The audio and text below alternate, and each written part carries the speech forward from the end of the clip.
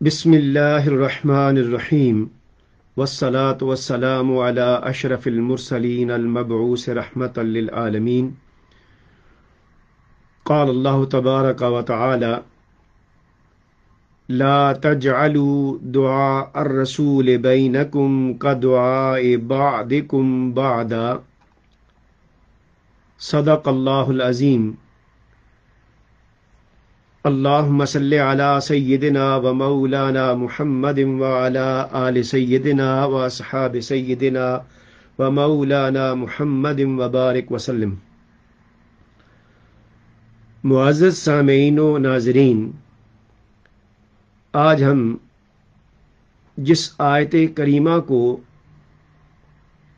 سمجھنے کی کوشش کریں گے، یہ آیت کریمہ سورہ النور کی آیت نمبر 63 ہے۔ دراصل یہ آیت کریمہ حضور نبی کریم صلی اللہ علیہ وآلہ وسلم کی عظمت، شان، آپ کی رفعت اور آپ کے اعلیٰ مقام کا اظہار ہے، اور اس آیت کریمہ میں بارگاہ نبوی صلی اللہ علیہ وآلہ وسلم میں جو موجود صحابہ کرام ہوتے تھے، اس وقت انہیں اور پھر ان کے بعد قیامت تک پوری امت کو اس بارگاہ اقدس کے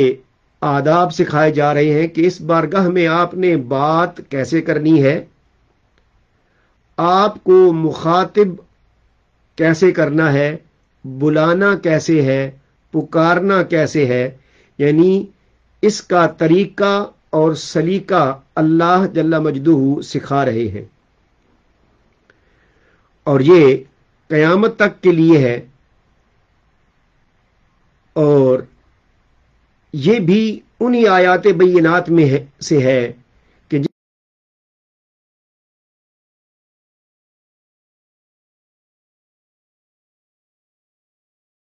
صحابہ اکرام کو اور امت کو سکھایا ہے کہ اے لوگوں، اے مسلمانوں، میرا محبوب، اس کی جو بارگاہ ہے، اس میں اگر آپ نے عرض گزار کرنی ہو تو اسے کیسے کرنا ہے اور اس کا طریقہ کیا ہے، کیونکہ ان کی ذات اور ان کی شان تم عام مسلمانوں اور عام مومنوں کی طرح نہیں ہے کہ جس طرح چاہو تم ایک دوسرے کو بلاؤ اور پکارو اور اسی طرح میرے محبوب کو بھی بلاؤ، نہیں، بلکہ میرے محبوب کا جو مقام و مرتبہ ہے وہ بہت خاص ہے اور اس بارگاہ کا خصوصی ادب ہے۔ یہاں ایک چیز کہ انبیاء و رسل کے بعد صحابہ کرام کا مرتبہ اور مقام سب سے افضل ہے، اور صحابہ کرام کو یہ ادب سکھایا جا رہا ہے پھر ان کے ذریعے سے پوری امت کو۔ تو معزز سامعین و ناظرین، جس سے یہ بتانا مقصود ہے اور امت کو سمجھانا مقصود ہے کہ میرے محبوب کو اپنی طرح مت سمجھنا، اپنی مثل مت سمجھنا، کوئی مثل مصطفیٰ نہ ہے، نہ ہوگا، نہ تھا۔ اب اسی چیز کو قبلہ حضور شیخ الاسلام پروفیسر ڈاکٹر محمد طاہر القادری مدظ اللہ العالی نے اس آیت کریمہ کے ترجمہ میں ہی اس چیز کی وضاحت فرما دی ہے، اور ترجمے میں ہی اس مفہوم کو واضح کر دیا ہے۔ لا تجعلوا دعاء الرسول بینکم کدعاء بعضکم بعضا، آپ نے ترجمہ فرمایا ہے، اے مسلمانوں، تم رسول صلی اللہ علیہ وآلہ وسلم کے بلانے کو آپس میں ایک دوسرے کو بلانے کی مثل قرار نہ دو۔ اس کے بعد آپ بیان فرماتے ہیں کہ جب رسول اکرم صلی اللہ علیہ وآلہ وسلم کو بلانا تمہارے بہمی بلاوے کی مثل نہیں تو خود رسول اکرم صلی اللہ علیہ وآلہ وسلم کی ذات گرامی تمہاری مثل کیسے ہو سکتی ہے؟ معزز سامعین و ناظرین، اس میں کوئی شک نہیں کہ حضور نبی کریم صلی اللہ علیہ وآلہ وسلم کی مثل نہ کوئی تھا، نہ ہے، نہ ہوگا۔ آپ بے مثال ہیں، اور اس کی ایک مثال حدیث پاک میں آتا ہے کہ جب چند صحابہ اکرام نے کثرت سے عبادت کرنے کی خواہش ظاہر کی، کسی نے کہا میں یہ کروں گا، میں یہ کروں گا، تو اس پر آپ نے صحابہ اکرام کو تعلیم دی، تو انہوں نے آگے سے عرض کی یا رسول اللہ آپ بھی تو ایسا کرتے ہیں۔ تو اس کے جواب میں آقا کریم کا قول مبارک ہے جو کہ اس بات میں فیصل ہے کہ لوگوں تم جو کچھ سمجھتے ہو اس پہ غور کرو۔ آقا کریم نے فرمایا ایکم مثلی، کہ میرے صحابہ تم میں سے میری مثل کون ہے؟ ان ربی یطعمنی ویسقینی، کہ میرا رب تو مجھے کھلاتا بھی ہے اور مجھے پلاتا بھی ہے، لہذا تم میری مثل نہیں ہو۔ تو گویا پکارنے کے حوالے سے، بلانے کے حوالے سے جو اللہ کریم نے آداب سکھائے ہیں، یہ اس لفظ دعا کا معنی ہے پکارنا اور بلانا، اور اس مفہوم سے یہ ثابت ہوا کہ حضور نبی کریم صلی اللہ علیہ وآلہ وسلم کی مثل کوئی نہیں، وہ بے مثال ہیں۔ اب اس کا ایک اور مفہوم یہ بنتا ہے کہ حضور نبی کریم صلی اللہ علیہ وآلہ وسلم کی دعا کو جو کہ بارگاہ الہی میں وہ کرتے ہیں، تم لوگ اسے اپنی دعا جیسا نہ سمجھو کہ تم جیسے آپس میں ایک دوسرے سے استدعا کرتے ہو یا ایک دوسرے کے لیے دعا کرتے ہو یا تم اللہ کی بارگاہ میں دعا کرتے ہو۔ تو اس طرح نبی کریم صلی اللہ علیہ وآلہ وسلم کا دعا کرنا اپنی دعا جیسا نہ سمجھو، بلکہ حقیقت تو یہ ہے کہ ان کی دعا ہماری بارگاہ میں قبول ہوتی ہے، رد نہیں ہوتی۔ کیا خوب اعلی حضرت علیہ الرحمہ نے کہا کہ وہ زباں جس کو سب کن کی کنجی کہیں، اس کی نافذ حکومت پہ لاکھوں سلام، کہ آقا کریم صلی اللہ علیہ وآلہ وسلم کی زبان اقدس سے جو دعا بھی نکل گئی، آپ نے جو بھی اللہ سے مانگ لیا وہ دعا پوری ہو گئی۔ اب میں اس کی مثالیں دیتا ہوں، لیکن اس سے پہلے یہ کہ انبیاء کرام کے حوالے سے چونکہ اللہ کریم انبیاء کرام کی دعائیں قبول کرتا ہے، اس لیے اللہ کریم نے بعض انبیاء کرام کو کوئی ایسی دعا کرنا جو مشیت الہی کے خلاف تھی، ان کو دعا کرنے سے روک دیا کہ وہ دعا نہ کریں، تاکہ یہ نہ ہو کہ نامنظور ہو۔ اور دعا سے روکنے میں یہ اس نبی اور رسول کی عظیم عظمت اور اس کا مقام و مرتبہ ہے، اور اس کی شان کا اظہار ہے کہ آپ کی دعا اور بات خالی نہ جائے، اور ہم کو یہ منظور نہیں کہ آپ دعا کریں اور ہم اس کو قبول نہ کریں، اس لیے ہمارے ارادے اور مشیت کے خلاف کوئی چیز نہ ہو۔ لہذا اس بارے میں ایک عام معروف چیز ہے اور مشہور ہے پختہ کہ قرآن کریم میں حضرت ابراہیم علیہ السلام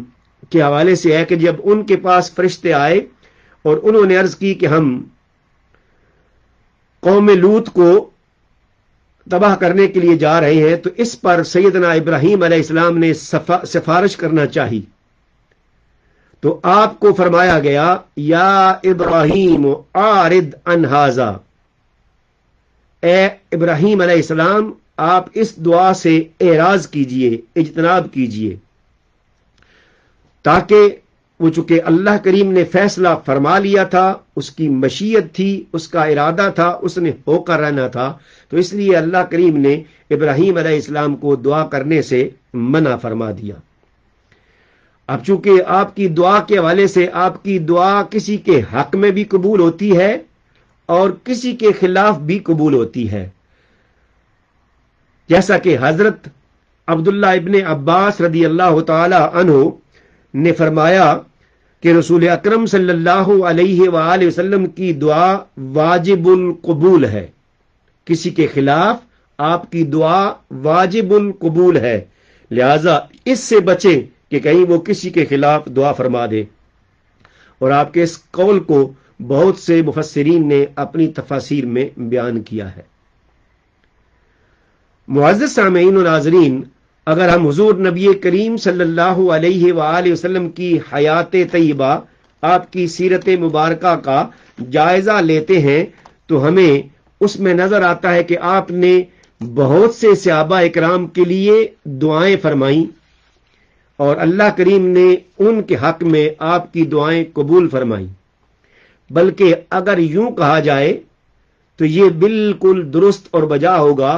کہ دعا کی قبولیت حضور نبی کریم صلی اللہ علیہ وآلہ وسلم کے معجزات میں سے تھا۔ یہی وجہ ہے کہ آپ نے جس صحابی کے لیے بھی دعا فرمائی اللہ کریم نے قبول فرمائی۔ اب میں مختصراً کچھ دعائیں جن کے لیے آقا کریم نے دعائیں فرمائی ان کا ذکر کرتا ہوں۔ جیسے حضرت ابو بکر صدیق رضی اللہ تعالی عنہ کے مقام و مرتبہ سے کوئی بھی ایسا شخص نہیں جو واقف نہ ہو، ان کی شان اور عظمت واضح ہے، مگر آپ کے لیے خصوصی حضور نبی کریم صلی اللہ علیہ وآلہ وسلم نے دعا فرمائی کہ اے اللہ، جنت میں ابو بکر صدیق کو بھی اسی درجے میں رکھ، اسی درجے میں شامل فرما جو میرا درجہ ہے، یعنی جہاں میں ہوں گا وہیں پر ہی سیدنا ابو بکر صدیق کو بھی رکھ۔ اسی طرح آپ صلی اللہ علیہ وآلہ وسلم کی یہ دعا یقیناً قبول ہوگی، اور سیدنا ابو بکر صدیق رضی اللہ تعالی عنہ اب دنیا میں دیکھتے ہیں تو وہ بھی آقا کے ساتھ تھے، اور عالم برزخ میں بھی آپ حضور نبی کریم صلی اللہ علیہ وآلہ وسلم کے پہلو میں ہیں، تو یقیناً قیامت کے بعد جنت میں بھی آپ حضور نبی کریم صلی اللہ علیہ وآلہ وسلم کے ساتھ ہوں گے۔ اسی طرح آپ نے حضرت عمر رضی اللہ تعالی عنہ کے لیے دعا فرمائی تھی کہ اے مولا، عمر بن خطاب کو دولت اسلام عطا فرما،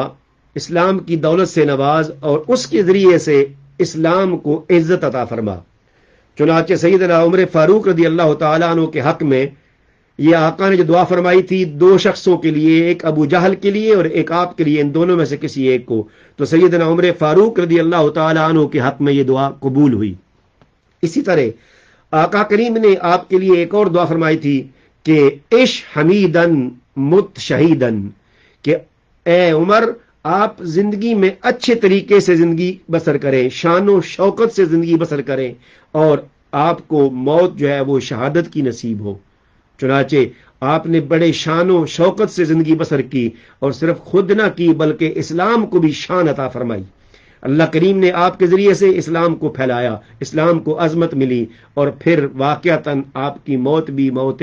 شہادت ہوئی۔ اس کو امام ابن ماجہ نے اپنی سنن میں روایت کیا ہے۔ اسی طرح حضرت عثمان غنی رضی اللہ تعالی عنہ کے لیے آقا کریم نے عرض کی تھی مولا، میرے عثمان کے اگلے پچھلے جو گناہ ہیں، جو کوتاہیاں ہیں، معاف فرما، جو ظاہری باطنی کوتاہیاں ہیں ان پہ کلمہ اف پھیر دے۔ چنانچہ اللہ کریم سے آپ نے دعا کی، اور یقیناً یہ دعا بھی قبول ہوئی ہوگی۔ اسی طرح آپ صلی اللہ علیہ وآلہ وسلم نے حضرت علی کرم اللہ وجہ الکریم کے لیے دعا فرمائی تھی جب آپ نے آپ کو یمن قاضی بنا کر بھیجا، تو حضرت سیدنا علی کرم اللہ وجہ الکریم نے عرض کی مولا، اے میرے آقا، میں نو عمر ہوں، میں فیصلے کیسے کروں گا؟ تو اس پر آقا کریم نے انہیں دعا دی، اللہم ثبت لسانہ واہد قلبہ، کہ اے اللہ، علی کی زبان کو ثابت قدم رکھ، پختہ رکھ، استقامت عطا فرما، حق بات کہنے کی توفیق عطا فرما، اور ان کے دل کو ہدایت عطا فرما۔ تو آپ بیان کرتے ہیں کہ اس دعا کا ہی نتیجہ تھا کہ مجھے کبھی بھی کوئی بھی میرے سامنے فیصلہ آیا ہے تو اس فیصلہ کرنے میں مجھے رکاوٹ پیش نہیں آئی۔ تو اسی طرح آپ صلی اللہ علیہ وآلہ وسلم نے اپنے چچا کے بیٹے حضرت عبداللہ ابن عباس رضی اللہ تعالی عنہ کے حوالے سے دعا فرمائی، اللہم فقہہ فی الدین وعلمہ التاویل۔ اس دعا کو، اس حدیث پاک کو مصنف ابن شیبہ میں روایت کیا گیا ہے، اور مولا کائنات کے حوالے سے دعا کو امام حاکم نے اپنی مستدرک میں روایت کیا ہے۔ تو سیدنا عبداللہ ابن عباس رضی اللہ تعالیٰ عنہ کے حق میں آپ نے دعا فرمائی کہ اے مولا، عبداللہ کو دین کا فہم اور فقہ عطا فرما، اور اس کو تفسیر کا علم عطا فرما۔ چنانچہ اللہ کریم نے آپ کو اس حد تک شریعت کا علم عطا فرمایا کہ آپ کا لقب ہی حبر الامہ، یعنی امت کے سب سے بڑے عالم، اور مفسرین کرام میں سے، صحابہ کرام میں آپ تفسیر کے باب میں سر فہرست ہیں، اور یہ دعائے رسول صلی اللہ علیہ وآلہ وسلم کا نتیجہ ہے۔ اسی طرح حضرت ابو ہریرہ رضی اللہ تعالی عنہ، جن کی ہستی سے کون واقف نہیں، آپ مشرف با اسلام ہو گئے، لیکن آپ کی والدہ ماجدہ مشرف با اسلام نہیں ہوئی تھی۔ چنانچہ جب آپ گھر جاتے تو آپ کو قلبی تکلیف ہوتی، آپ والدہ ماجدہ کی خدمت کرتے، مگر دل ہی دل میں خواہش تھی کہ وہ اسلام قبول کر لیتی۔ آپ کی دعوت پر انہوں نے اسلام قبول نہیں کیا، تو ایک دن انہوں نے کچھ ایسے کلمات آقا کریم صلی اللہ علیہ وآلہ وسلم کے بارے میں کہہ دیے جس سے آپ بہت دل آزردہ ہوئے۔ چنانچہ وہی کیفیت آپ نے حضور نبی کریم صلی اللہ علیہ وآلہ وسلم کی بارگاہ میں آ کر عرض کی، یا رسول اللہ، میری ماں کے لیے دعا فرما دیں کہ اللہ تعالیٰ انہیں ہدایت عطا فرمائے۔ تو حضور نبی کریم صلی اللہ علیہ وآلہ وسلم نے حضرت ابو ہریرہ رضی اللہ تعالی عنہ کی والدہ مائدہ کے لیے دعا فرمائی، اللہم اہد ام ابی ہریرہ، اے اللہ ابو ہریرہ کی ماں کو ہدایت عطا فرما، اسلام کی دولت عطا فرما۔ آپ بیان کرتے ہیں کہ میں یہ دعا ہونے کے بعد خوشی خوشی جب گھر گیا، دروازے پر گیا تو اندر سے آواز آئی کہ اے ابو ہریرہ ٹھہر جا۔ تو وہ غسل فرما رہی تھی، کپڑے چینج کر رہی تھی، پاک ہو رہی تھی، وضو کر رہی تھی تاکہ طہارت حاصل کر لیں۔ چنانچہ غسل فرما کے کپڑے اچھے پہن کر جب آئیں تو انہوں نے پھر کہا، اشہد ان لا الہ الا اللہ واشہد ان محمد رسول اللہ، یعنی انہوں نے اسلام قبول فرما لیا، اور یہ بھی حضور نبی کریم صلی اللہ علیہ وآلہ وسلم کی دعا کا نتیجہ تھا۔ اسی طرح حضرت انس بن مالک رضی اللہ تعالی عنہ کے لیے آپ نے دعا فرمائی تھی، اللہم اکثر مالہ وولدہ، کہ اے اللہ اس کو کثرت سے مال عطا فرما، دولت عطا فرما، اور اس کو کثرت سے اولاد عطا فرما۔ آقا کریم کی اس دعا کی وجہ سے یہ دعا اتنی قبول ہوئی۔ حضرت انس بن مالک رضی اللہ تعالی عنہ بیان فرماتے ہیں کہ مجھے اللہ کی قسم کہ میرا مال اتنا ہو گیا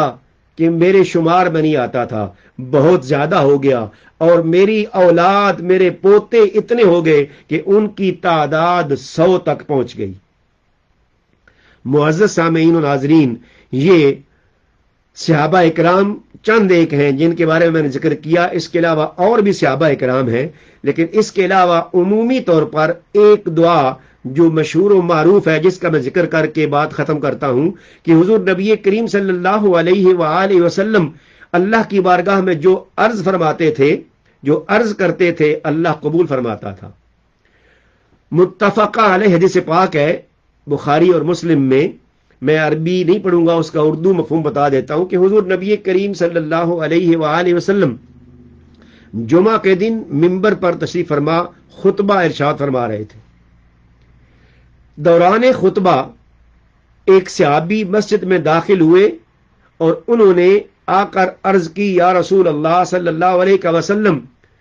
قحط سالی ہے، خشک سالی ہے، بارش نہیں ہوئی، جانور مر رہے ہیں، تو بارش کے لیے دعا فرما دے۔